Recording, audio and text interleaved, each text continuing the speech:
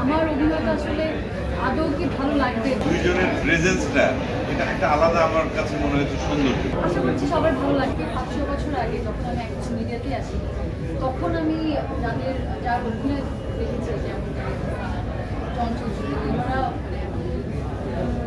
Senior plus এত ভালো অভিনয় করে, তাদের কাজ আমি এখন দেখেছি। সেখান থেকে জীবনের দ্বিতীয় সিনেমাতে সাথে কাজ করা শুরু করবো বা একই সিনেমাতে কাজ করতে পারবো, এটা আমার জন্য একটা স্বপ্নের মতো।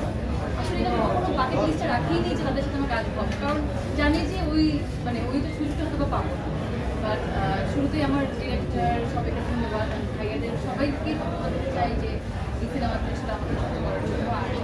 আর নার্ভাস অবশ্যই লেগেছে, কারণ এত বড় বড় অভিনেত্রীরা অভিনয় করছেন।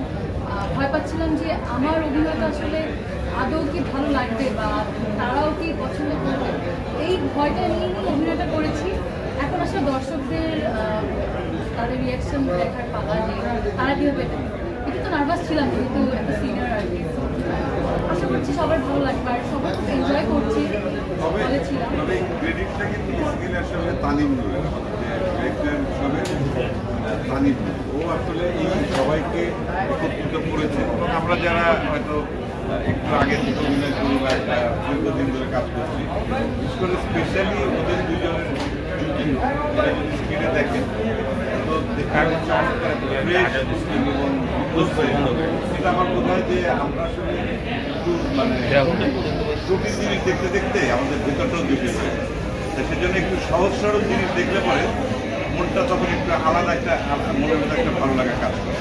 সেই জায়গা থেকে ওদের এই দুইজনের কি বলবো প্রেজেন্সটা এটা একটা আলাদা আমার কাছে মনে হয়েছে সৌন্দর্য, বিউটি আমাদের এই সিনেমার। আর এই সিনেমার সঙ্গে যারা যুক্ত প্রোডাকশন, আমাদের প্রডিউসার কৃষ্ণেন্দু, তারপর টোটাল টিমের কথা যদি বলি, আমাদের সিনেমাটোগ্রাফার আরশাদ জামান, আয়না